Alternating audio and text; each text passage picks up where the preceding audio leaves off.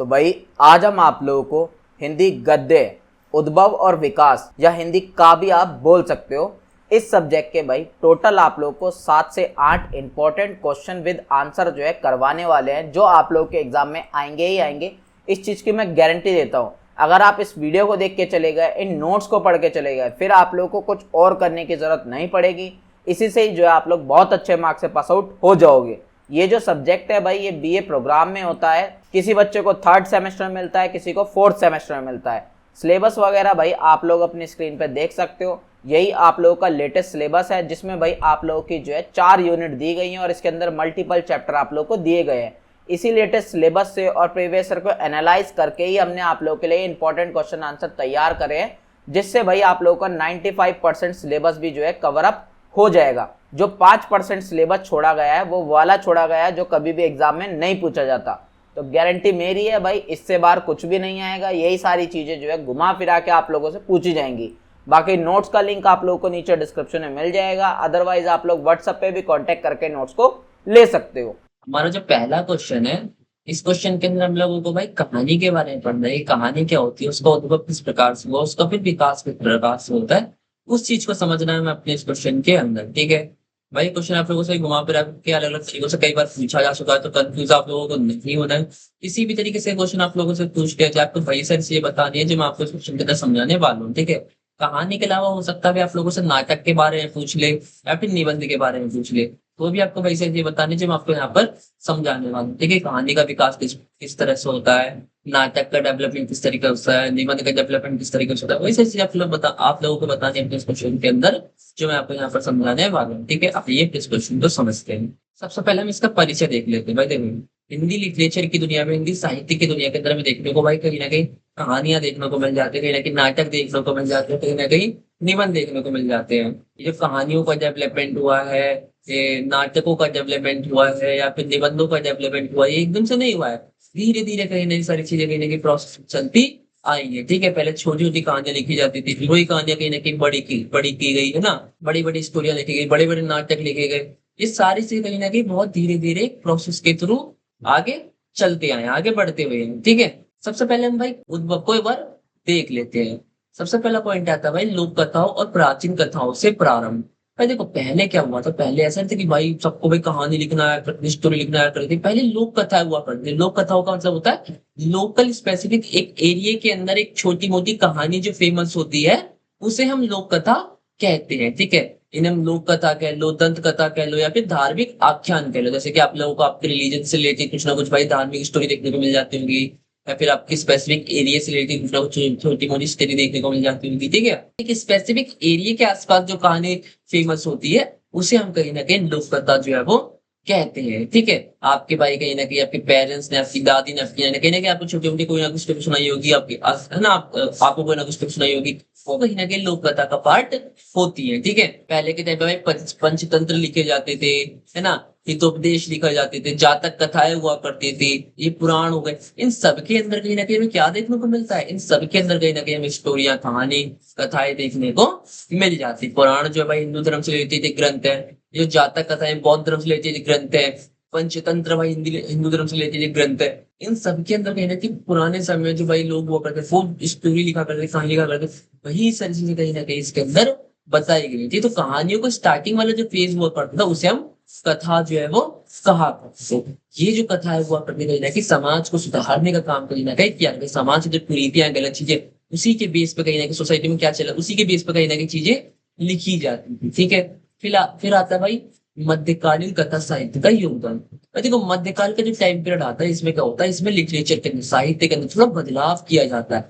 अब जो स्टोरियां लिखी जाती है, अब जो कहानियां लिखी जा रही है, वो कहीं ना कहीं प्रेम के ऊपर डिपेंड करती थी, प्रेम के ऊपर लिखी जाती थी, है ना। वीर गाथा मतलब वीरता के ऊपर लिखी जाती थी कि भाई राजा कितना वीर है, एक प्रेमी कितना वीर है। ठीक है, इस तरह की चीजें लिखी जाती थी। इसके अलावा धार्मिक कथा है, इस तरह की कहानियां कहीं ना कहीं, इस तरह की कथाएं कहीं ना कहीं धीरे धीरे फेमस होती है, देखने को मिल जाती थी। ठीक है भाई, इस समय के भाई जो टाइम पीरियड है, इस टाइम पीरियड के अंदर जो स्टोरियां लिखी गई, जो कहानी लिखी गई, उसके अंदर कहीं ना कहीं भाई मैं लोक जीवन के बारे में, प्रेम के बारे में, भक्ति के बारे में, वीरता के बारे में, इस तरह के जो टॉपिक्स थे उसके ऊपर कहीं ना कहीं देखने को मिलता है कि कहीं ना कहीं कहानियां, स्टोरियां जो है वो लिखी जाने लगी थी। इसके अलावा हिंदी गद्य के विकास से कहानी का जन्म।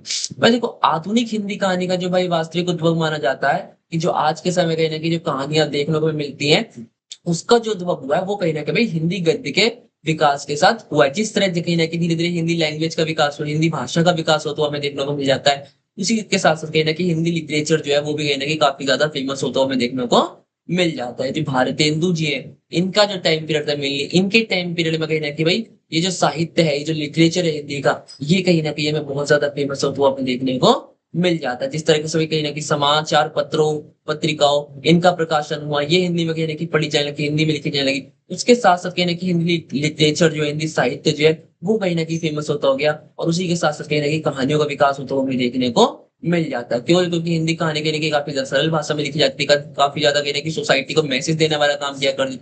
इसलिए कहीं ना कहीं कहानियों का विकास हिंदी भाषा में कहीं ना कहीं बहुत ज्यादा तेजी से बहुत चलती हुई तो हमें देखने को मिल जाता है। ठीक है। इसके अलावा पत्र पत्रिकाओं की महत्वपूर्ण भूमिका। तो देखो, पत्र हुआ करते थे, पत्रिकाएं हुआ करती थी, जिसे मैगजीन मैगजीन भी कहते हैं इंग्लिश में।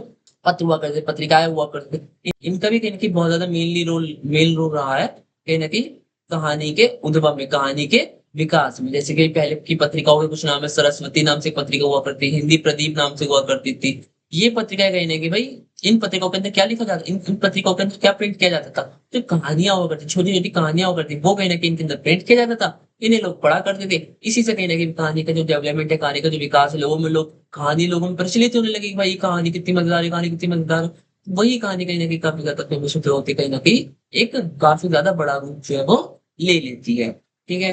इसके साथ साथ भाई, पहली मौलिक हिंदी कहानी का प्रकाशन। भाई देखो, सन 1900 में कहीं ना कहीं किशोरीलाल गोस्वामी की इंदुमती कहानी कहीं ना कहीं प्रकाशित हुई थी, हमें देखने को मिल जाती है। इसे कहीं ना कहीं भाई हिंदी की पहली मौलिक कहानी के नाम से भी जाना जाता है। ये कहीं ना कहीं एक सही, एक अच्छी तरीके से लिखी गई हिंदी में पहली कहानी थी। इसे कहीं ना कहीं मौलिक कहानी कहा जाता था। ठीक है।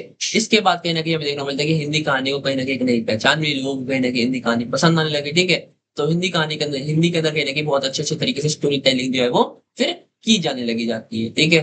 इसके अलावा इस सामाजिक परिवर्तन का प्रभाव, तो कहीं ना कहीं भाई जो हिंदी की कहानियां होती है, हिंदी की जिस तरीके से हिंदी की कहानी फेमस लग जाती है, हिंदी की कहानी का उद्भव होता है, हिंदी की कहानी का विकास होता है, उस तरह से कहीं ना कहीं देखने को मिल जाता है कि कहीं ना कहीं सोसाइटी, ये जो कहानियां वो करती, सोसाइटी को कहीं ना कहीं मैसेज देने का भी काम किया करती, कहीं ना कहीं सोसाइटी को कहीं ना कहीं संदेश देने का भी कहीं ना कहीं काम जो है वो किया करती है। ठीक है। अंग्रेजी शिक्षा के बारे में, राष्ट्रीय चेतना के बारे में, सामाजिक सुधार आंदोलन के बारे में, कहीं ना कहीं भाई हिंदी के अंदर कहानियों के जरिए इन सही विषयों को, इन सही टॉपिक्स को कहीं ना कहीं लोगों के सामने उजागर जो है वो कर किया जाने का काम भी कहीं ना कहीं किया जाता था।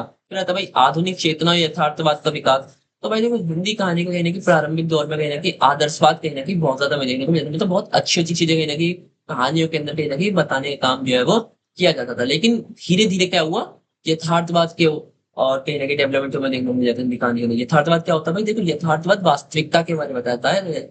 यथार्थवाद कहीं ना कहीं रियलिटी को कहीं ना दिखाने का काम करता है कि भाई समाज में, सोसाइटी में, सब कि हमारे आसपास के एनवायरमेंट में कहीं ना कहीं क्या चल रहा है रियल में। ऐसा नहीं कुछ भी भाई अच्छा अच्छा बता दिए बस, नहीं भाई। आदर्शवाद नहीं, रियलिटी क्या चल रही है, वास्तविकता क्या चल रही है, सोसाइटी कैसी है, हमारी समाज कैसा है, लोग कैसे है। कहीं ना कहीं कहीं ना कहीं धीरे धीरे जिस तरीके से विकास होता है, उन्हीं कहानियों में कि यथार्थवाद का योगदान जो है कि बहुत ज्यादा बढ़ जाता है। लोग, और जो लोग लिख रहे थे कहानी, वो कहीं ना कहीं यथार्थवाद के ऊपर लिखने लग जाते हैं, वास्तविकता के ऊपर कहीं ना कहीं लिखने लग जाते हैं। ठीक है। अब आता है कहानी के विकास का क्रम का सामान्य परिचय। मतलब कहानी किस तरीके से वो देखते हैं, क्रम देख लेते हैं, किस तरीके से कहानी कहीं ना कहीं डेवलप होते हुए देखने को मिल जाती है। सबसे पहले आता है प्राचीन काल। देखो, सबसे पुराने समय में जाते हैं प्राचीन काल। प्राचीन काल में कहीं ना कहीं पंचतंत्र देखने को मिल जाते हैं, है ना। छोटी मोटी कहीं ना कहीं भाई वो जातक कथाएं देखने को मिल जाती है ना। ये जो कहानियां हुआ करती थी ना, इनके अंदर कहीं ना कहीं सोसाइटी को मैसेज देने का काम किया जाता था एक तरीके से। ठीक है। कि कुछ गलत चल रहा है समाज में, इसलिए कहीं ना कहीं कहानी लिखी, कहानी के माध्यम से कहीं ना कहीं लोगों को समझाने का काम जो है वो किया जाता था कि भाई ये चीज यहाँ पे गलत है, ये चीज यहाँ पे सही है। ठीक है। तो कहानी के माध्यम से कहीं ना कहीं सोसाइटी को एजुकेशन या फिर एजुकेट करने का काम जो है वो किया जाता था। ठीक है। फिर आता है मध्यकालीन। ठीक है। फिर मध्यकालीन में कहीं ना कहीं भाई आता है, मध्यकालीन में क्या चला था भाई? धर्म का कहीं ना कहीं बहुत ज्यादा बोलबाला चल रहा था। ठीक है। उस समय में कहीं ना कहीं धर्म के ऊपर, प्रेम के ऊपर, भक्ति के ऊपर, वीरता के ऊपर, कहीं ना कहीं इन तरह के टॉपिक के ऊपर कहीं ना कहीं कहानियां जो है वो कहीं ना कहीं लिखी जाने लग जाती है। फिर आता है भाई आधुनिक हिंदी कहानी का प्रारंभ। ठीक है।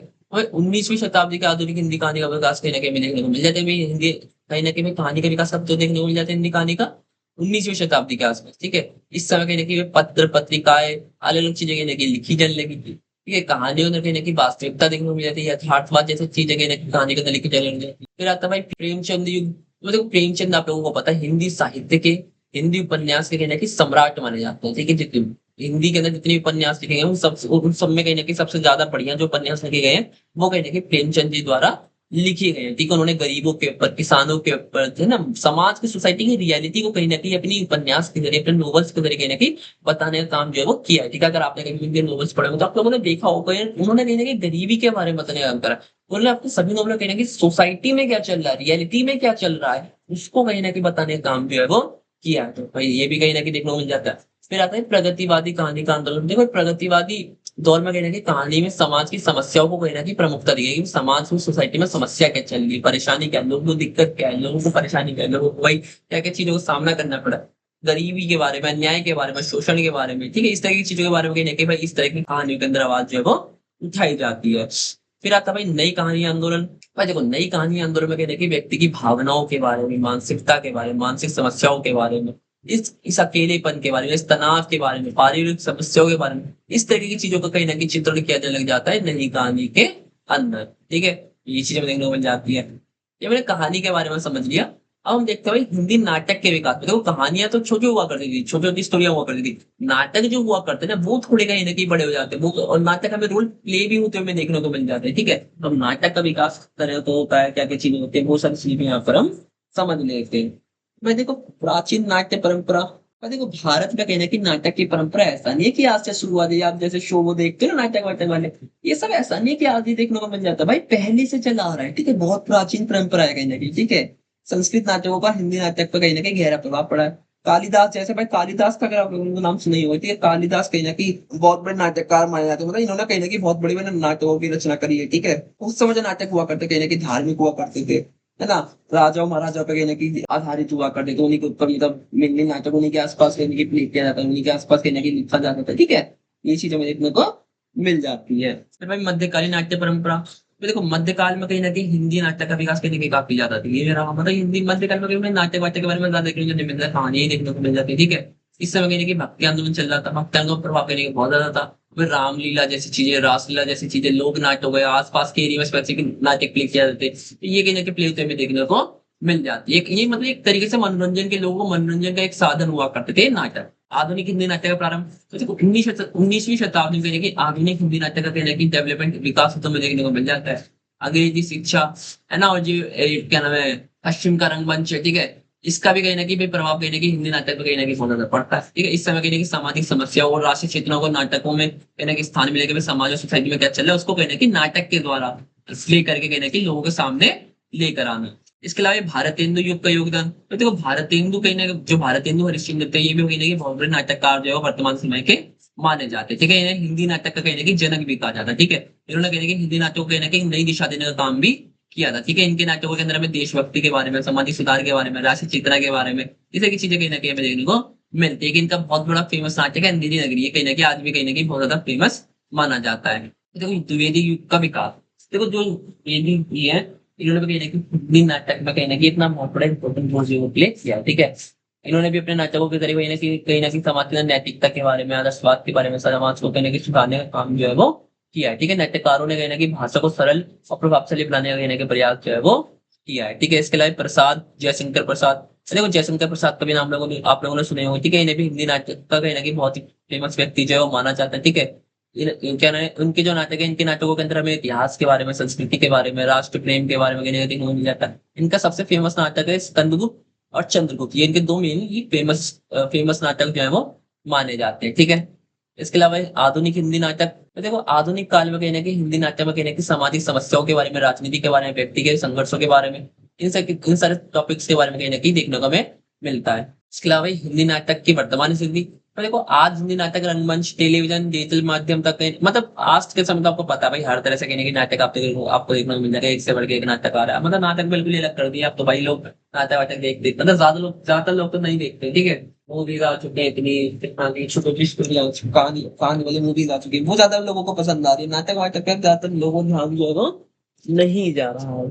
ठीक है, नेक्स्ट अब हमारा टॉपिक आता है भाई हिंदी निबंध के विकास पे प्रकार। भाई देखो अभी हमने कहानियां देख ली, नाटक देख लिए, अब आता है निबंध। सबसे पहला पॉइंट आता है भाई प्रारंभिक निबंध परंपरा। भाई देखो हिंदी निबंध का प्रारंभ है ना कि आधुनिक हिंदी गद्य के विकास के साथ तो हमें देखने को मिल जाता है। ठीक है, शुरुआत में कहीं ना कहीं निबंध देखने को जो मिलते हैं कहीं ना कहीं धार्मिक हुआ करते थे, नैतिक हुआ करते थे, कहीं ना कहीं सामाजिक विषयों पे आधारित जो है वो मेनली हुआ करते थे। ठीक है, इनकी जो भाषा हुआ करती थी कहीं ना कहीं बहुत ज्यादा संस्कृत वाली हुआ करती थी, संस्कृत वाले वर्डों का यूज कहीं ना कहीं भी देखने को मिल जाता है, मतलब टफ लैंग्वेज का यूज कहीं ना कहीं निबंधों के अंदर किया जाता था। ठीक है, जो निबंध का उद्देश्य हुआ करता था, मेनली मोटिव हुआ करता था, वो कहीं ना कहीं लोगों को ज्ञान देना, समाज को कहीं ना कहीं मैसेज देने का काम हुआ करता था निबंध के जरिए। ठीक है, इसके बाद आता है भारतेंदु युग में विकास। भाई देखो, भारतेंदु हरिश्चंद्र के समय में कहीं ना कहीं हिंदी निबंध में कहीं ना कहीं तेजी से विकास होता हुआ देखने को मिल जाता है।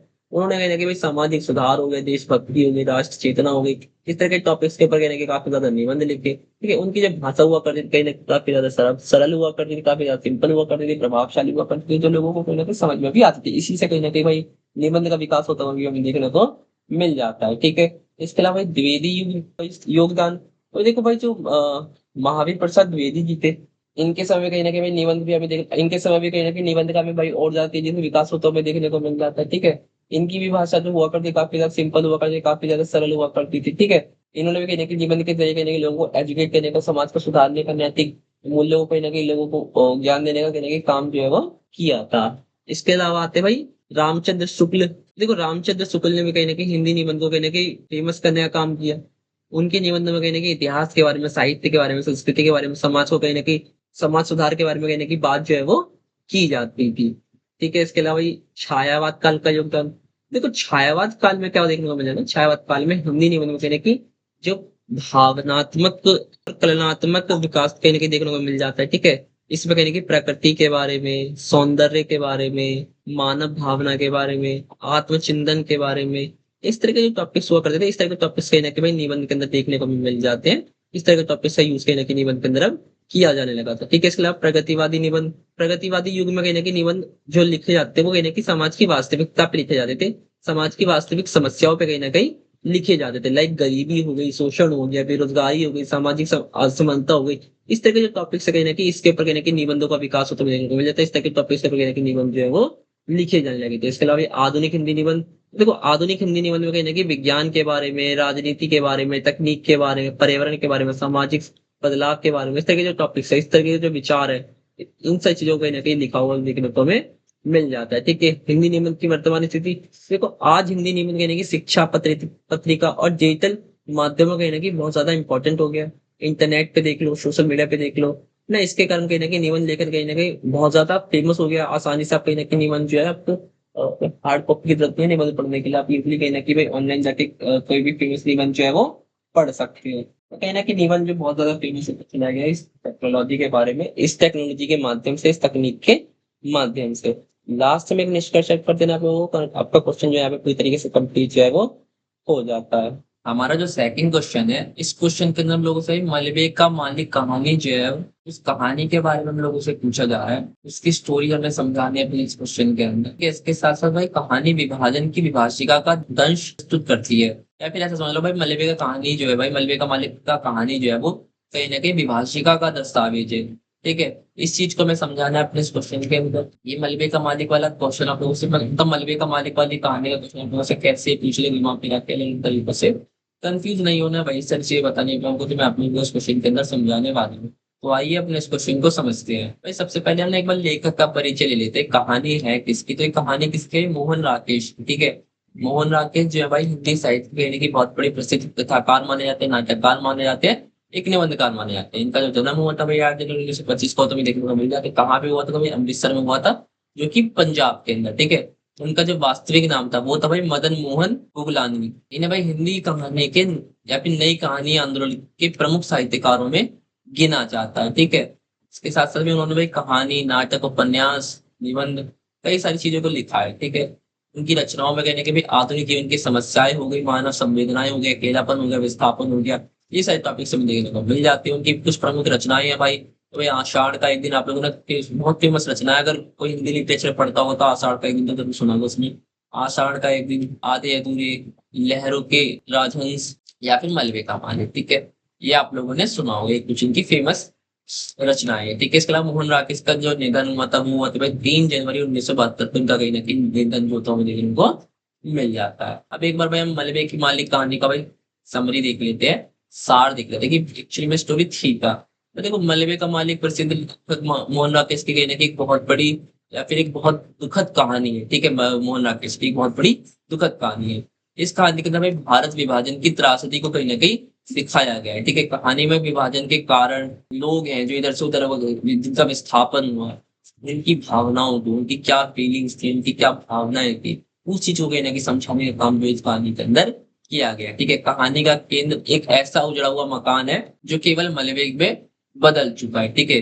कभी वहां लोगों के सुखी जीवन हुआ करता था, लेकिन विभाजन की हिंसा और दंगों के कारण क्या हो गया, सब कुछ वहां पे कहीं ना कहीं नष्ट हो जाता है, ठीक है। उस पीड़ा को, उस दर्द को कहीं ना कहीं दिखाने का काम किया गया इस मलबे की मालिक कहानी के अंदर, ठीक है। कहानी में कहीं ना कहीं ये चीज एक क्वेश्चन उठता है कि उस मलबे का वास्तविक मालिक कौन था, ठीक है। जो जो लोग वहां रहा करते थे, अब बेघर है और बिखरे हुए हैं।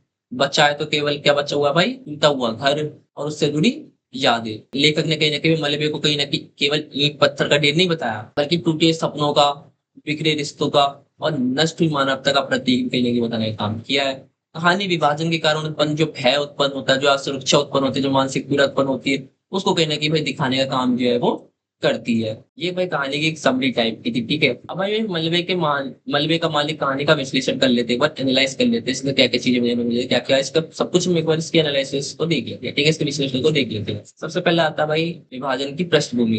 भाई देखो मलबे का मालिक कहानी जो है वो भारत पाकिस्तान के विभाजन को कहीं ना कहीं दिखाने का काम जो है वो करती है। 1947 में कहीं ना कहीं भाई हमें देखने को मिलता है कि भारत और पाकिस्तान कहीं ना कहीं भाई विभाजन हो जाता है। अब इस विभाजन के कारण क्या होता है, कहीं ना कहीं कुछ लोग यहाँ जाते हैं, कुछ लोग यहाँ जाते हैं। इसमें कहीं ना कहीं बहुत बड़ा कहीं ना कहीं चीजें हमें देखने को मिलती है, कहीं ना कहीं एक इतने बड़ी ये बहुत बड़ी कहीं ना कहीं त्रासदी थी। अब ये लोग सिर्फ ऐसा नहीं कि प्यार से इधर से लोग इधर चले गए, इधर से लोग इधर चले गए। भाई बहुत सारे दंगे फसाद होते हैं, लड़ाई झगड़े होते हैं, खून खान होता है, ठीक है। उससे कहीं ना कहीं बहुत से लोगों की भावनाओं को कहीं ना कहीं आहत होता है, दुखी होता है। तो ऐसे में कहीं ना कहीं इस मलबे की कहानी इस लोगों को कहीं ना कहीं लिखा गया राकेश मोहन द्वारा, ठीक है। लोगों को अपने घर छोड़ने पड़े, अपने परिवार छोड़ने पड़े, अपने लोगों को भी छोड़ना पड़ा, ठीक है। कुछ लोग यहीं रह गए, कुछ लोग दूसरी जगह चले गए। तो ये सारी ये अलग अलग तरीके की पीड़ा देखने को मिल जाती है इस कहानी के अंदर, ठीक है। इसके अलावा आता है मलबे का प्रतीकात्मक अर्थ। देखो कहानी में जो मलबा है इसका मीनिंग क्या है भाई, देखो मलबा केवल मकान का टूटा हुआ ढेर नहीं है, बल्कि है उजड़े हुए जीवन और बिखरे हुए सपनों का भी कहीं ना कहीं प्रतीक है, ठीक है। कि भाई लोगों के जिस तरीके से सपने टूट जाते हैं ना, जीवन टूट जाता है ना, लाइफ खराब हो जाती है, उसी चीज का प्रतीक कहीं ना कहीं ये मलबा माना जा रहा है, ठीक है। विभाजन ने कहीं ना कहीं लोगों की खुशियों को, लोगों के रिश्तों को, लोगों के विश्वास को कहीं ना कहीं खत्म कर दिया, ठीक है। लेखक ने मलबे के माध्यम से सिखाया कि जब समाज में नफरत बढ़ती है, तब केवल भवन ही नहीं टूटते, बल्कि इंसानों की भावनाएं भी कहीं ना कहीं टूट जाती है। इसके अलावा विस्थापन की पीड़ा। तो भाई देखो विस्थापन के कारण क्या होता है भाई, लोगों को इधर से भाई इधर जाना पड़ रहा है ना, इधर से लोगों को भाई इधर आना पड़ रहा है। तो ये कोई लोग अपनी इच्छाओं से नहीं आ रहे, लोग अपनी मर्जी से नहीं आ रहे हैं ना। उस समय के भाई समाज में, सोसाइटी में चीजें इस तरीके से डेवलप हो गई थी, चीजें इस तरीके से बन गई थी, जिस कारण से कहीं ना कहीं इन लोगों कुछ लोगों को उधर जाना पड़ रहा, कुछ लोगों को इधर जाना पड़ रहा। इसमें खूनम खान और इसमें मार काट, इसमें लड़ाई झगड़ा हो रहा है, और इससे कहीं ना कहीं बहुत सारे लोगों को कहीं ना कहीं बहुत ज्यादा दुख जो है, बहुत ज्यादा लड़ाई झगड़ा, बहुत ज्यादा कहीं ना कहीं परेशानी जो है वो भी झेलनी पड़ रही थी, ठीक है। उसके अलावा ये मानवीय संबंधों का टूटना। देखो विभाजन ने कहने की लोगों के बीच में जो प्रेम है, जो विश्वास है, जो भाईचारा है, उसको कहने की कमजोर करने का काम कर रहा है, ठीक है। पहले लोग आपस में मिलजुल के रहा करते थे, बट इस राजनीति के कारण, धर्म के कारण, जो धर्म के विभाजन के कारण, कहीं ना कहीं देश के बंटवारे के कारण कहीं ना कहीं लोग आपस में लड़ते हुए भी देखने को मिल जाते हैं, लोग एक दूसरे के कहीं ना कहीं दुश्मन बन जाते हैं, ठीक है। तो कहानी में कहने की जो सांप्रदायिकता है, जो भाई धर्म के नाम पे जो हिंसा हुई,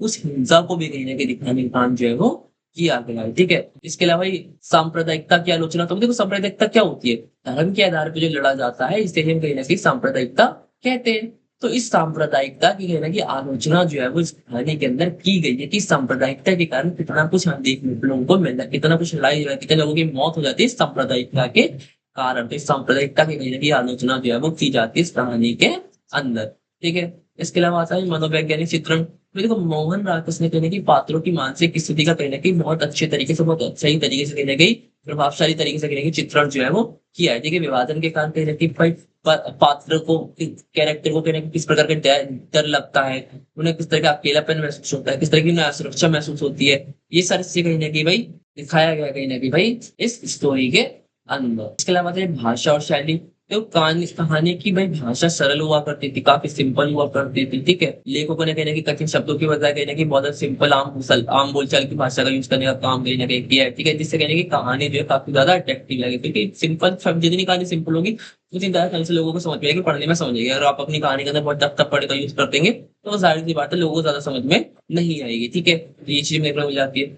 इसके अलावा ये विभाजन विभाजिका का दस्तावेज, देखो मलबे का मालिक केवल एक कहानी नहीं बल्कि विभाजन की त्रासदी को कहीं ना कहीं दिखाने का काम जो है वो करती है। जो विभाजन होता है भारत पाकिस्तान का, विभाजन के कारण इन लोगों को कितना समस्याओं का सामना करना पड़ता है, कितने लोगों की मौतें हो जाती है, कितने लोगों को अपना घर छोड़ना पड़ जाता है, कितने लोगों का जीवन उजड़ जाता है। त्रासदी को दिखाने का कहीं ना कहीं काम जो है वो किया गया है इस मलबे की मालिक कहानी के द्वारा। मलबे का मालिक कहानी का उद्देश्य, ये जो कहानी था इसका क्या मोटिव था, क्या उद्देश्य था, तो भाई विभाजन की त्रासदी को दिखाने, जो विभाजन हो, विभाजन के कारण लोगों को जो समस्याएं झेलनी पड़ी, लोगों की भाई मौतें हो जाती है, लोगों को अपना घर छोड़ना पड़ जाता है, लोगों को अपने परिवार को छोड़ना पड़ जाता है, ठीक है, अपने सपनों को छोड़ना पड़ जाता है। ये जो त्रासदी, ये जो चीजें देखने को मिलती है, इसी चीज को दिखाने का काम कहीं ना कहीं किया गया है इस मलबे की मालिक कहानी के द्वारा, ठीक है। इसके अलावा विस्थापन की पीड़ा को व्यक्त करना, कि लोगों को अपना जो घर छोड़ना पड़ा, विस्थापन का मतलब क्या होता है, एक जगह से दूसरी की तरफ हो जाना। भाई भारत से लोगों को पाकिस्तान बैठ गए तो पाकिस्तान जाना पड़ा, भारत से बहुत से लोगों को, इसी तरीके से पाकिस्तान के बहुत से लोगों को कहीं ना कहीं भारत आना पड़ा। ये जो विस्थापन हो रहा है, विस्थापन के कारण कहीं ना कहीं अपने घरों को छोड़ना पड़ा, अपने परिवार के लोगों को भी छोड़ना पड़ा, क्या पता, ठीक है।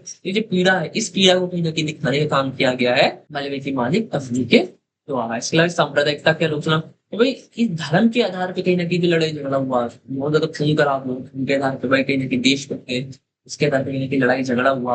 ये जो सांप्रदायिकता हुई धर्म के नाम पे, इस सांप्रदायिकता की कहीं ना कहीं आलोचना करने का काम भी किया गया है इस कहानी के द्वारा।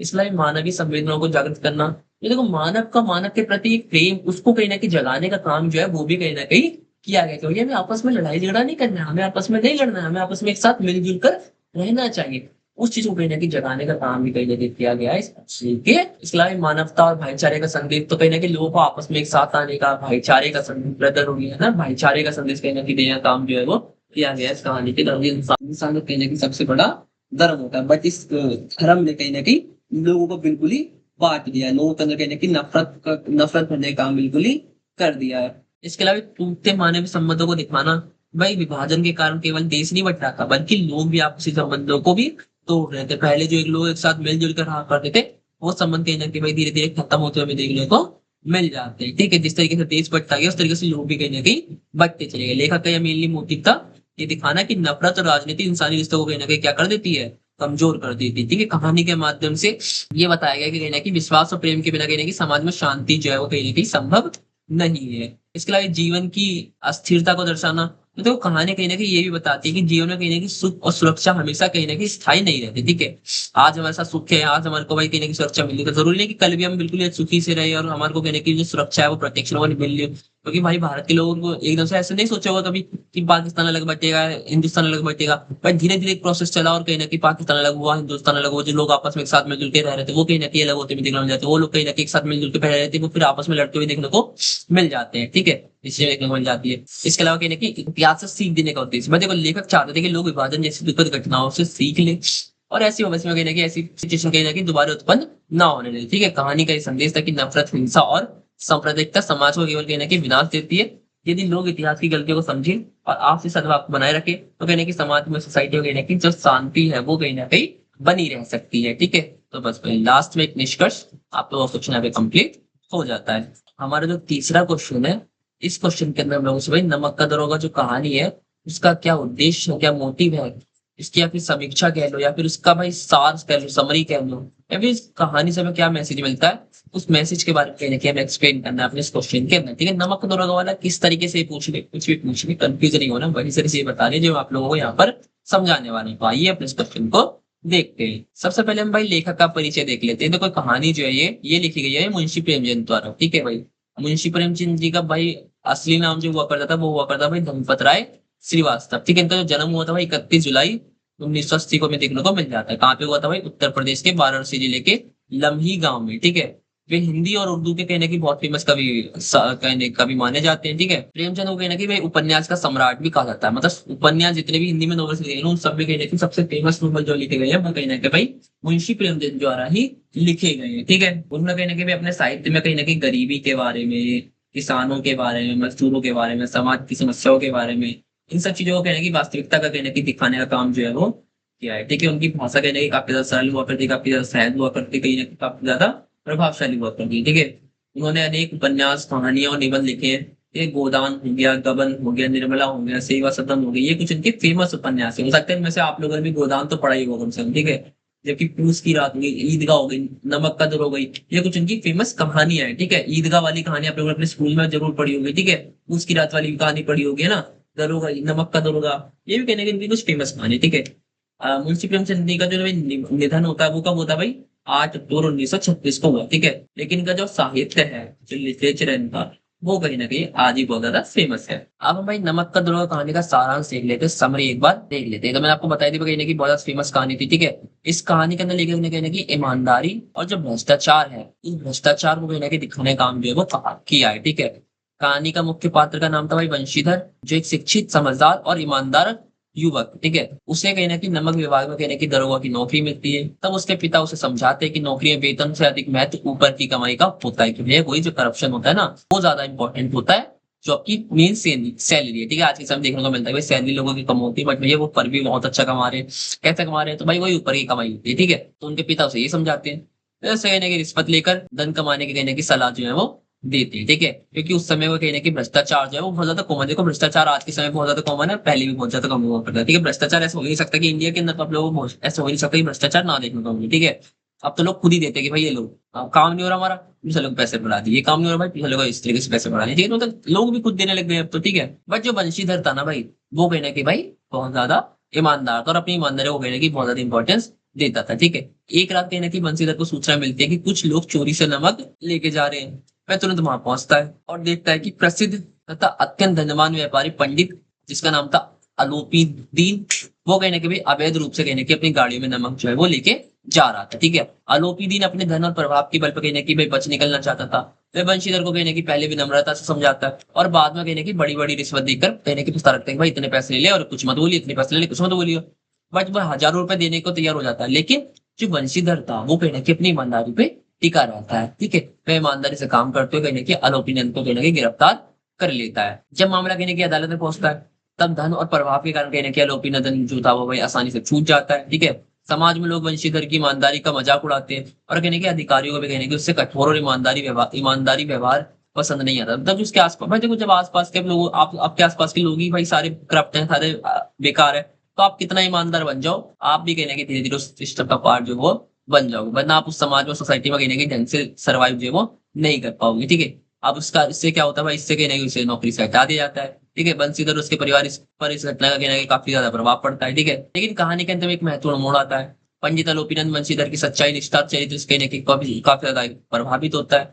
वह समझ जाता है कि ऐसे ईमानदार व्यक्ति बहुत दुर्लभ होते हैं, इसलिए वो कहने की बंशीधर को अपनी पूरी संपत्ति का स्थायी प्रबंधक नियुक्त कर देता है। इस प्रकार कहने की बंशीधर को उसकी ईमानदारी का कहने की उचित सम्मान जो है वो मिलता, मतलब जिसने उसे कहने की सजा दिलवाई थी, मतलब जिसके कारण भाई अलोपीनंद के कारण कहने की बंशीधर की नौकरी गई, सब कुछ किया। ठीक है, उसी ने कहने की बात में अपनी गलती को रियलाइज कर और चीजों को ठीक करने का काम भी किया। ठीक है, कहानी का मेन में से ये होता है कि सत्य, ईमानदारी और कर्तव्य निष्ठा जीवन के सबसे बड़े गुणों में से है। धन और छल कुछ समय के लिए सफल हो सकते हैं, लेकिन अंत में सच्ची जो है सच्चाई की होती है। ये कहानी का थोड़ा सा मेन समरी टाइप की थी। अब भाई नमक का दरुआ कहानी का उद्देश्य, सबसे पहला पॉइंट है था भाई ईमानदारी का महत्व। इस पूरी कहानी से भाई हमें कुल मिला के ईमानदारी के बारे में सीखने को मिलता है कि भैया हमें अपनी जगह पे ईमानदार हमेशा बड़े बनकर रहना चाहिए। भाई चाहे कितनी भी चीजें हमारे सामने दे, कितना भी पैसा दे, कितनी भी लालच है, बट हमें अपनी ईमानदारी को नहीं छोड़ना चाहिए, हमें करप्शन नहीं करना चाहिए, हमें कुल मिला के ईमानदार हमेशा बने रहना चाहिए। बट आज के समय में सच्चाई यही है कि भैया ईमानदार बन पाना बहुत ज्यादा मुश्किल है। हर कोई व्यक्ति ईमानदार नहीं बन सकता है। आसपास का एनवायरनमेंट इस तरह का बना पड़ा है कि अगर आप करप्ट ना होगे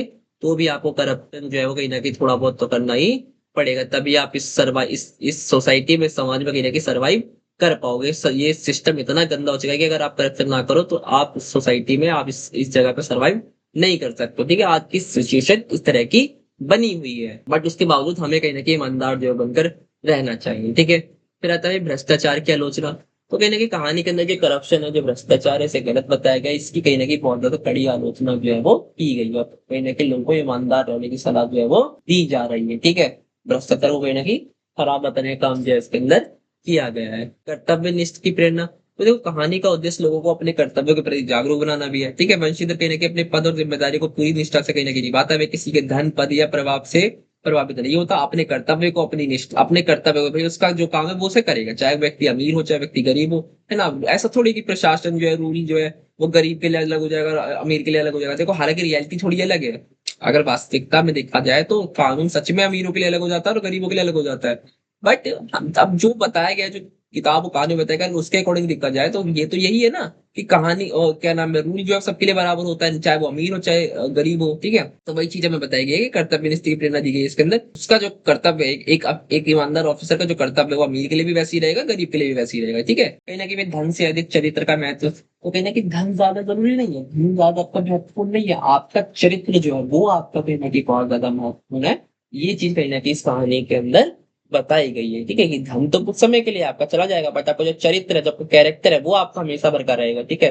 तो आपको अपने कैरेक्टर को कहीं ना कहीं संभाल के या फिर सुधार के रखना चाहिए। इसके अलावा इस समाज को नैतिकता शिक्षा देना, कि सही क्या है गलत क्या है इस चीज की शिक्षा देने का काम किया गया है इस कहानी के माध्यम से, कि भ्रष्टाचार कितना गलत है, ईमानदार रहना कितना सही है, ठीक है। तो ये जो करप्शन के, ये इस कहानी की मदद से ये चीज कहीं ना कहीं सोसाइटी को, समाज को समझाने का काम जो है वो किया गया है, ठीक है। इसके अलावा सत्य की विजय का संदेश, तो और कहानी में ये बताया गया कि हम कितना भी हार जाए, कितनी भी मुश्किलों का सामना करना पड़े, but at the end last में कहीं ना कहीं हमेशा जो सच है, जो सत्य है, उसी की जीत होती है। इसलिए हमें हमेशा ईमानदार जो है वो बने रहना चाहिए, हमें अपने कर्तव्य को हमेशा पालन जो है वो करते रहना चाहिए, ठीक है।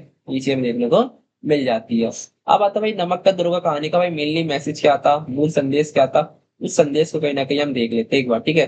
सबसे पहला संदेश आता है भाई, ईमानदारी सबसे बड़ी शक्ति। मतलब इस कहानी के अंदर कहीं ना कहीं ईमानदारी के इंपॉर्टेंस को बताएगा कि ईमानदारी आप लोगों की सबसे बड़ी शक्ति, आपकी सबसे बड़ी पावर है ईमानदारी। आपको हमेशा ईमानदार जो है वो बने रहना चाहिए, चाहे आपके सामने कितना भी लालच आ जाए, कितना भी आपके सामने धन आ जाए, आपको कोई कितना भी कर ले, बट आपको अपनी ईमानदारी को नहीं छोड़ना है, ठीक है।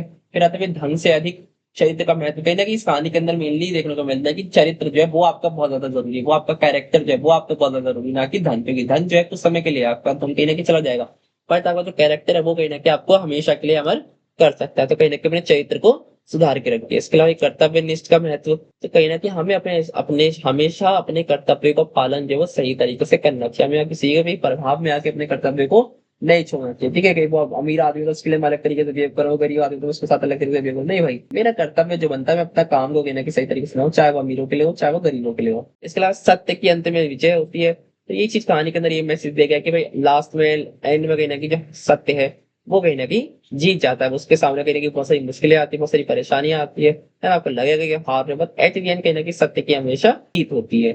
इसके अलावा इस समाज में नैतिकता मूल्यों की आवश्यकता, तो कहीं ना कहीं सोसाइटी को कहीं ना कहीं अच्छी चीजों की नैतिकता की कहीं ना कहीं बहुत जरूरत है, उसी नैतिकता को कहीं ना कहीं दिखाने और बताने का काम कहीं ना कहीं इस कहानी के माध्यम से किया गया है कि भाई लोग हमारे सोसाइटी में कहीं ना कहीं करप्शन बढ़ गया है, लोग कहीं ना कहीं ईमानदार नहीं रह रहे हैं, ठीक है, डिसऑनेस्ट होते जा रहे हैं। तो उन चीजों को कहीं ना कहीं दोबारा से लाने की जरूरत है कि बस लोगों को कहीं ना कहीं ईमानदार बनना चाहिए, अपने कर्तव्य के प्रति ईमानदार बनना चाहिए, ठीक है। लास्ट में एक निष्कर्ष आपको क्वेश्चन पूरी तरीके से कंप्लीट जो है वो हो जाता है।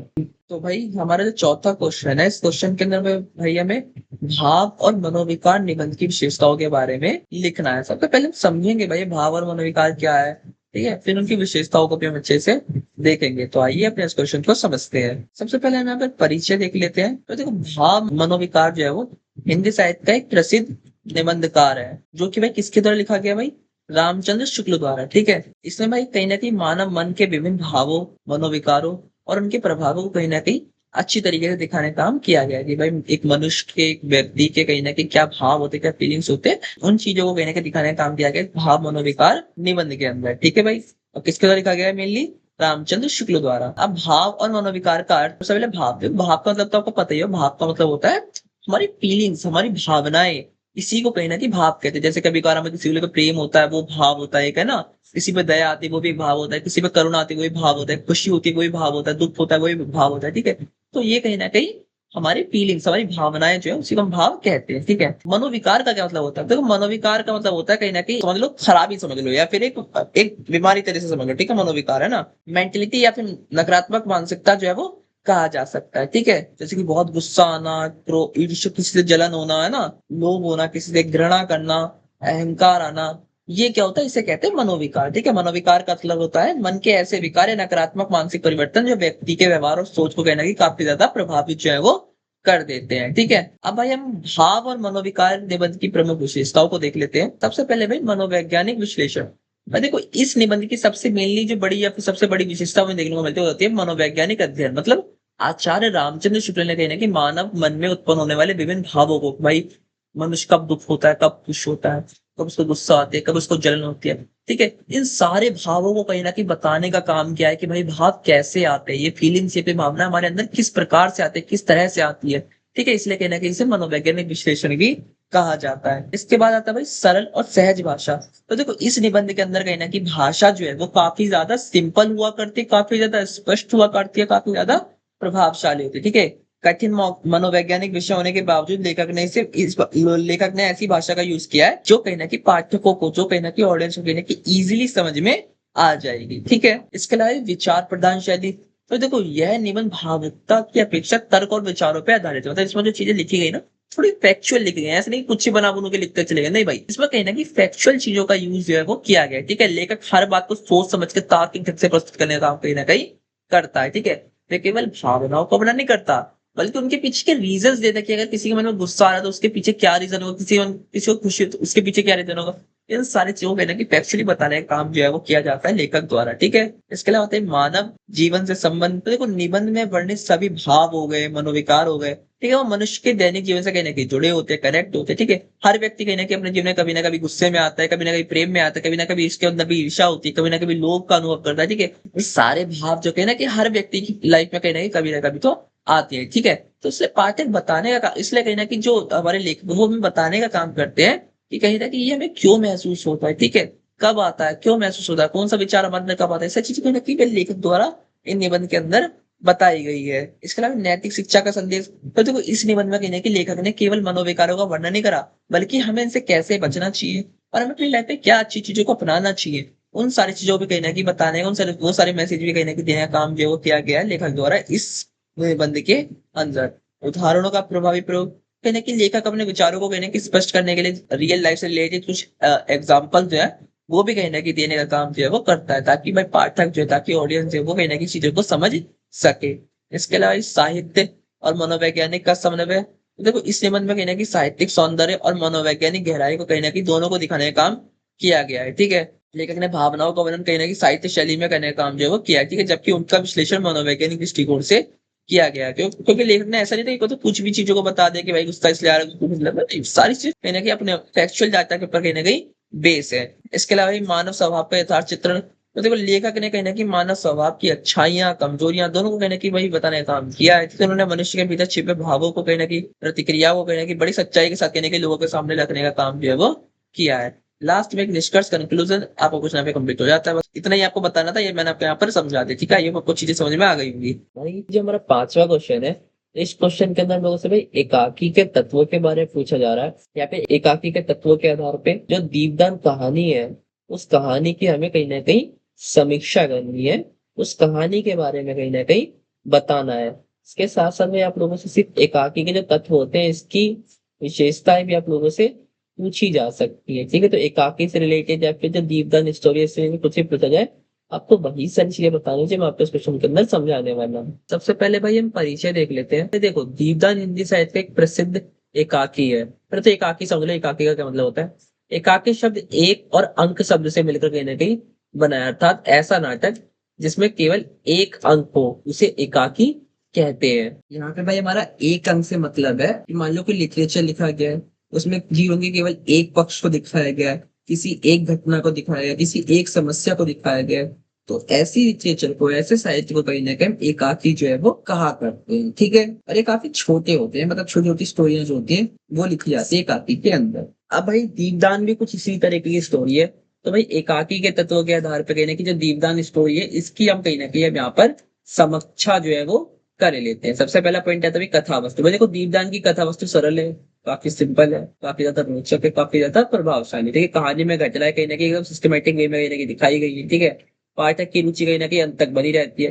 कथानक में भाई त्याग, सेवा, मानवता, इस तरह की अलग अलग जो फीलिंग्स है, इस तरह की अलग अलग जो भावना है वो दिखाने का काम जो है वो किया गया है। इसके अलावा पात्र चित्रण। तो देखो, एकाकी के पात्र कहीं ना कहीं स्वाभाविक और जीवंत दिखाई देते हैं। ठीक है, मुख्य पात्र कहीं ना कहीं त्याग और कर्तव्य की भावना का प्रतीक है। ठीक है, सहायक पात्र जो साइड कैरेक्टर वो भी कहीं ना कहीं कथानक को कहीं ना कहीं आगे बढ़ाने का काम कहीं ना कहीं करते हैं। ठीक है, इसके अलावा संवाद, तो भाई देखो दीपदान के संवाद सरल है, काफी ज्यादा संक्षिप्त है, कहीं ना कहीं बहुत ज्यादा इफेक्टिव है। ठीक है, संवाद पात्रों को कहीं ना कहीं भावनाओं को कहीं ना कहीं स्पष्ट तरीके से कहीं ना कहीं बताने का काम करते हैं। तो कहीं ना कहीं बहुत अच्छे डायलॉग्स हैं वो कहीं ना कहीं इस कहानी के अंदर लिखे गए हैं। इसके अलावा भाषा और शैली, तो भाई देखो इस एकाकी की भाषा काफी ज्यादा सिंपल है, काफी ज्यादा सरल है। ठीक है, साहित्यिक और प्रभावपूर्ण भी देखने को मिल जाती है। ठीक है, लेखक ने कहीं ना कहीं भावों को कहीं ना कहीं भावों के अनुसार कहीं ना कहीं भाषा का यूज भी कहीं ना कहीं किया, मतलब होता है ना कहीं जिस तरह का भाव चले, जिस तरह की इमोशंस चल रहे उसी तरीके की भाषा का उसी तरीके के शब्दों को कहीं ना कहीं यूज किया जा रहा है, ताकि सही तरीके से लोगों को वो अटैच अपने आप उसमें कर पाए। ठीक है, कहानी लोगों को अटैच जो अपने आप को कर पाए लोगों से। ठीक है, इसके अलावा देश काल और वातावरण, तो देखो एकाकी में कहीं ना कहीं भारतीय संस्कृति,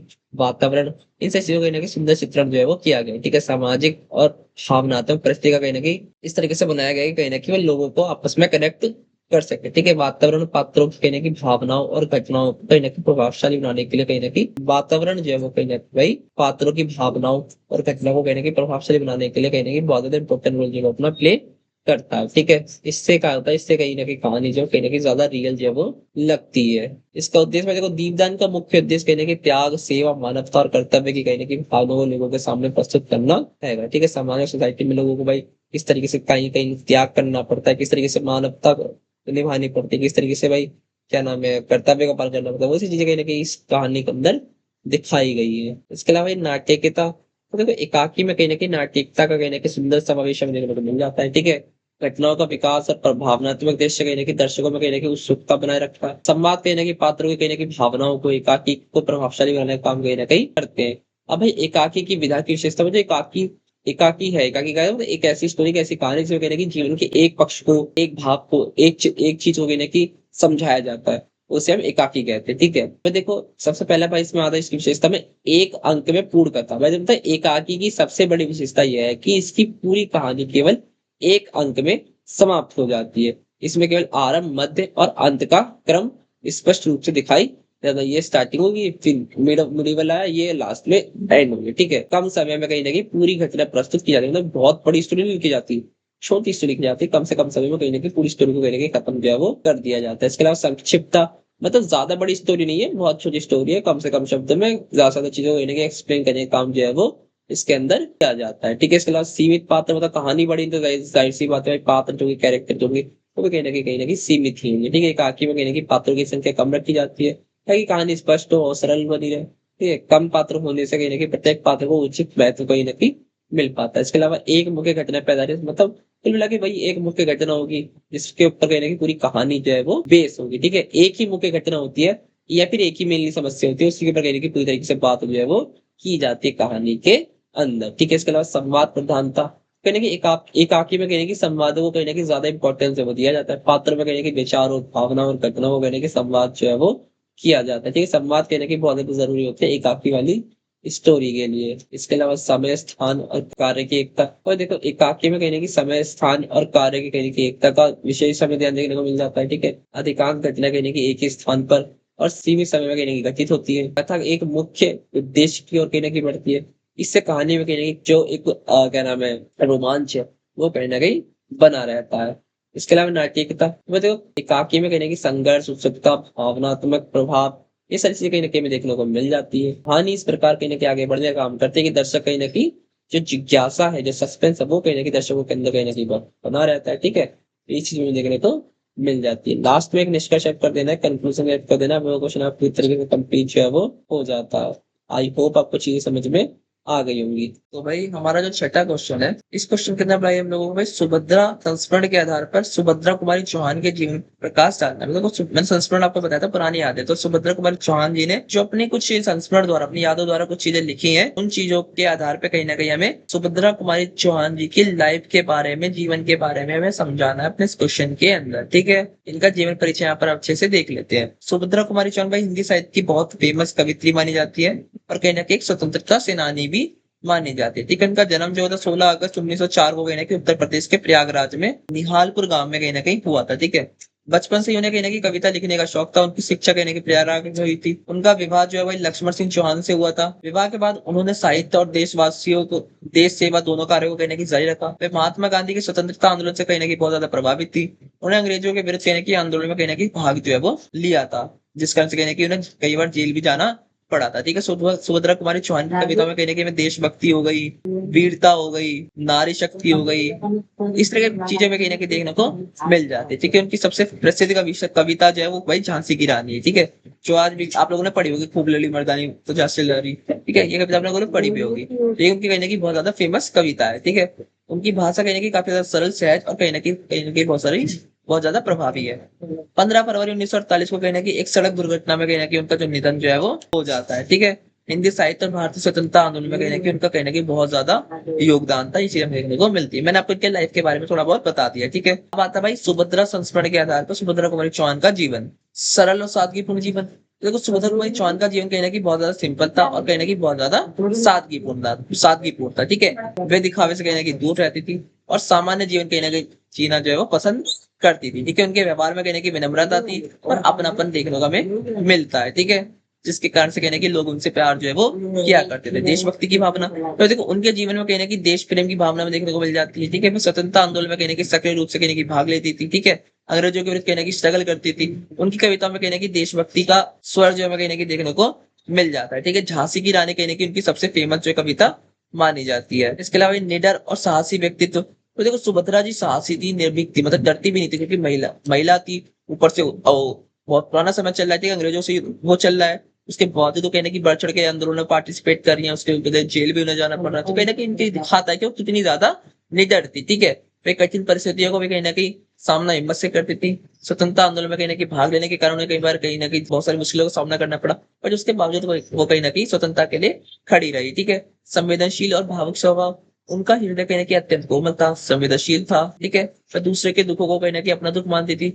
उनके व्यवहार में कहीं ना कहीं मानवता और करुणा का कहीं ना कहीं भाव जो देखने को मिल जाता है। इसके अलावा साहित्य के प्रति समर्पण, तो सुभद्रा कुमारी चौहान को कहीं ना कहीं साहित्य से कहीं ना कहीं बहुत ज्यादा लगाव था। ठीक है, उन्होंने अपनी कविताओं और रचनाओं के माध्यम से कहीं ना कहीं समाज में जागरूकता फैलाने का काम जो है वो किया था। ठीक है, उनकी भाषा काफी ज्यादा सरल थी, सहज थी और कहीं ना कहीं बहुत ज्यादा प्रभावशाली थी। परिवार के प्रति प्रेम, तो देखो मैं अपने परिवार के प्रति भी अत्यंत जिम्मेदार थी और स्नेहमयी थी। ठीक है, परिवार और समाज दोनों के प्रति कहीं ना कहीं उन्होंने अपने कर्तव्य को कहीं ना कहीं अच्छी तरीके से पालन जो है वो किया था। ठीक है, एक आदर्श पत्नी, माता, समाज सेवी भी बनी रही। ठीक है, इसके अलावा प्रेरणादायक व्यक्तित्व, मतलब उनका जो व्यक्तित्व था, उनका जो भाई नेचर था, वो कहीं ना कहीं लोगों को मोटिवेट करने वाला माना जाता है। ठीक है, ये चीज देखने को मिल जाती है। अब सुभद्रा कुमारी चौहान की प्रमुख रचनाएं देख लेते हैं कि उनकी कौन कौन सी रचनाएं हैं। तो देखो सबसे फेमस जिनकी कविता मानी जाती है वो मानी जाती है झांसी की रानी। भाई देखो सुभद्रा कुमारी चौहान की सबसे प्रसिद्ध कविता है कि इसमें रानी लक्ष्मीबाई जी के साहस के बारे में, उनकी वीरता के बारे में, उनकी देशभक्ति के बारे में कहने की बताने का काम जो है वो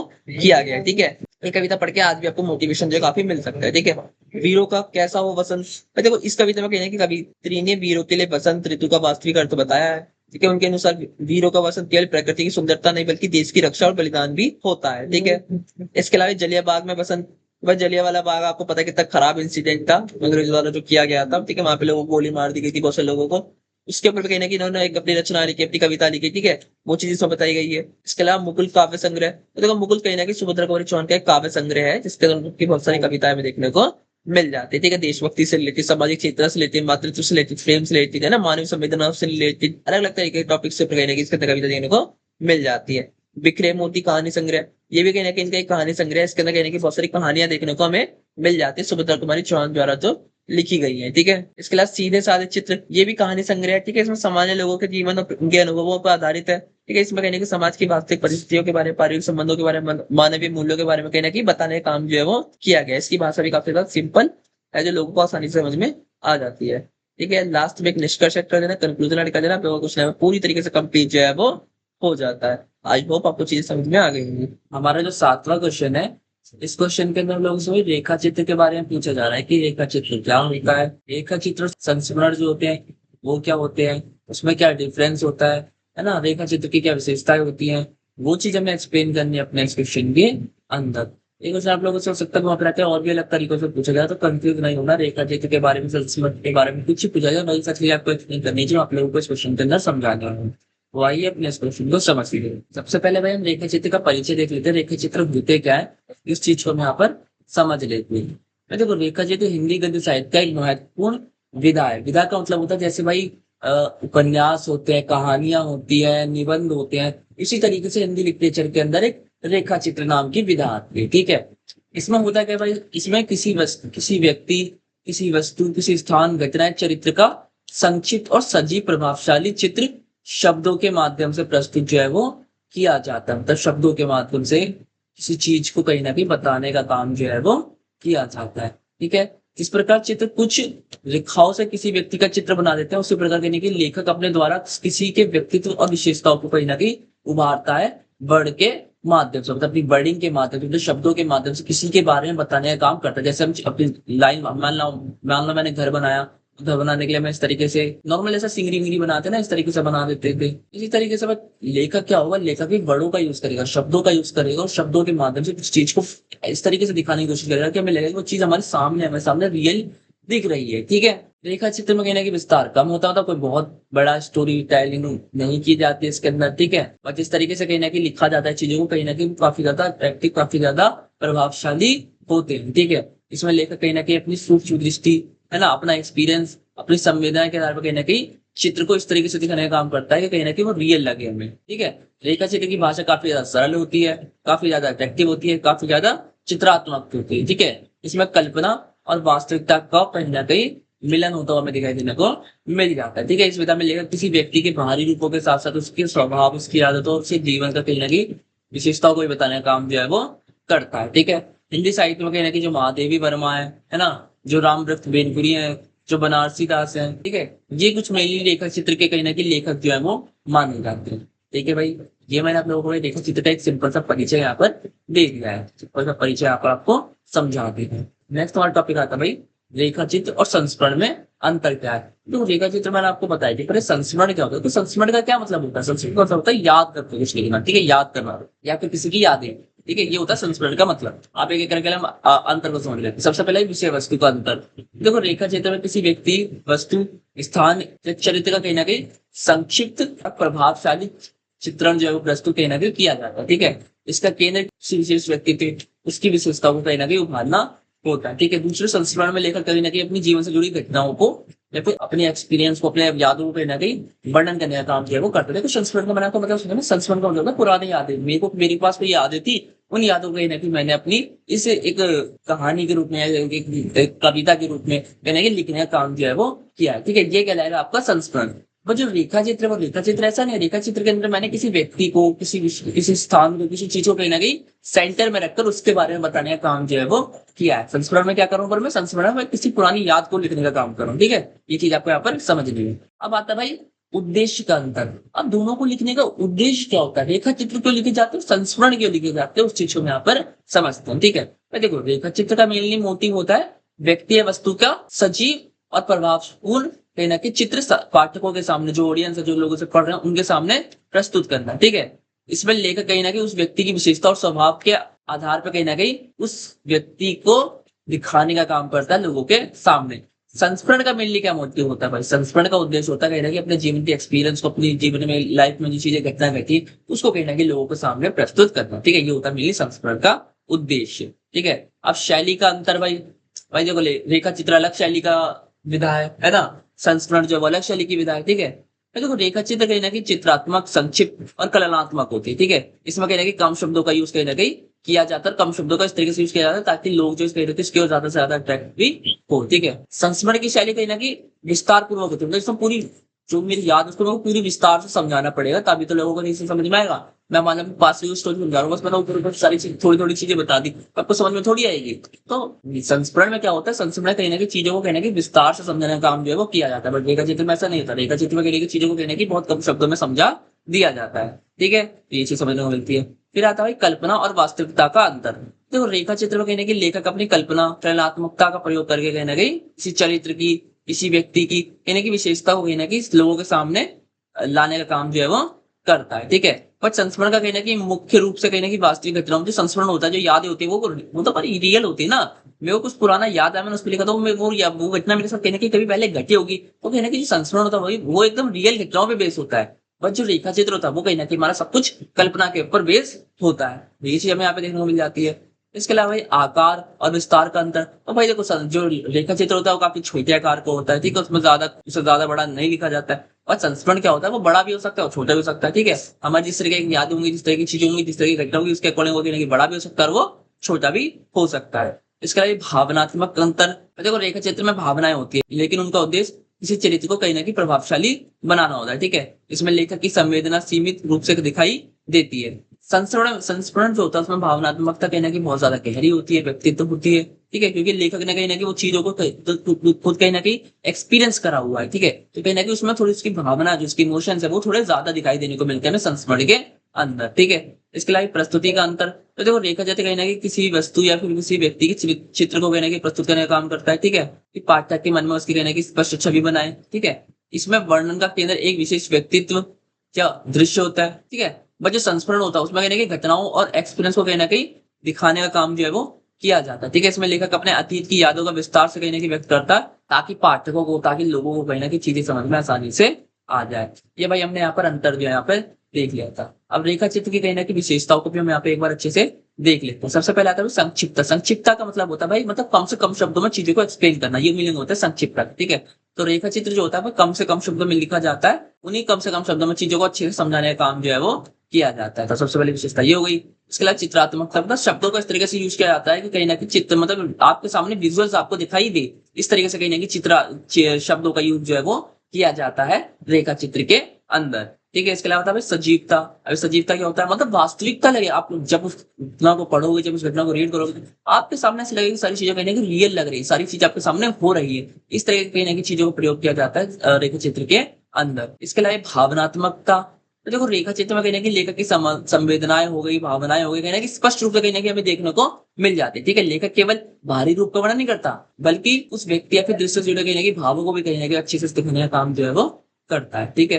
ये भी चीजें देखने को मिल जाती है। इसके अलावा व्यक्तित्व का उभास, यानी कि रेखा चित्र के अंदर जिस भी बंदे की स्टोरी, जिस भी बंदे को लेकर सेंटर में रख के कहानी लिखी जा रही है, उसके कहीं ना कहीं व्यक्तित्व को, उसकी कहीं ना कहीं गुणों को कहीं ना कहीं पाठकों के सामने, ऑडियंस के सामने लाने का काम जो है कहीं ना कहीं पर क्या नाम है, लेखक जो है वो करता है, ठीक है। उसकी आदतें क्या, उसका व्यवहार क्या, उसके विचार क्या, वो सारी चीजों को कहीं ना कहीं पाठकों के सामने लाने का काम जो है वो करता है। इसके अलावा सरल और भावपूर्ण भाषा, तो कहना कि भाई रेखा चित्र की जो भाषा होती है काफी सिंपल होती है, काफी प्रभावी होती है, काफी अट्रैक्टिव होती है, तभी लोग कहीं ना कहीं अट्रैक्ट होते, तभी लोग कहीं ना कहीं उसे पढ़ते हैं, इसी देखने को मिल जाती है। इसके अलावा कलात्मकता, भाई देखो रेखा चित्र जो है पूरा कलात्मकता का खेल है। आपकी कल्पना कितनी अच्छी, आपकी कल्पना शक्ति कितनी अच्छी, कितना किसी के बारे में सोच समझ कुछ लिख सकते हो, तो वो सारी चीज कहीं ना कहीं कल्पना के अंदर आता है, इस चीज में देखने को मिल जाती है। लास्ट हम लोगों का एक निष्कर्ष कर देना, कंक्लूजन एड कर देना, वो पूछना पूरी तरीके से कंप्लीट हो जाता है। आई होप आपको सारी चीजें समझ में आ गई होंगी। हमारा जो 8वां लास्ट क्वेश्चन है, इस क्वेश्चन के अंदर भाई हम लोगों से भाई शुक्लोत्तर निबंध के विकास से प्रकाश डालने को कहा जाए। शुक्लोत्तर जो रामचंद्र शुक्ल थे, उनके बाद किस तरह के निबंध लिखे जाने लगे थे, उन चीजों को हमें बताना है अपने इस क्वेश्चन के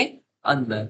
आइए अपने इस क्वेश्चन को समझते हैं। सबसे पहले भाई हम यहाँ पर इनका परिचय देख लेते हैं। क्योंकि हिंदी साहित्य में कहीं ना कहीं आचार्य रामचंद्र शुक्ल का कहना कि बहुत ज्यादा इंपॉर्टेंट रोल जो है वो माना जाता है, ठीक है। उनके बाद के काल को कहने की मतलब जब रामचंद्र शुक्ल जी की मौत हो जाती है, मृत्यु हो जाती है, उनके बाद के टाइम पीरियड को कहीं ना कहीं शुक्लोत्तर टाइम जो है वो, या फिर शुक्लोत्तर युग जो है वो कहा जाता है, ठीक है।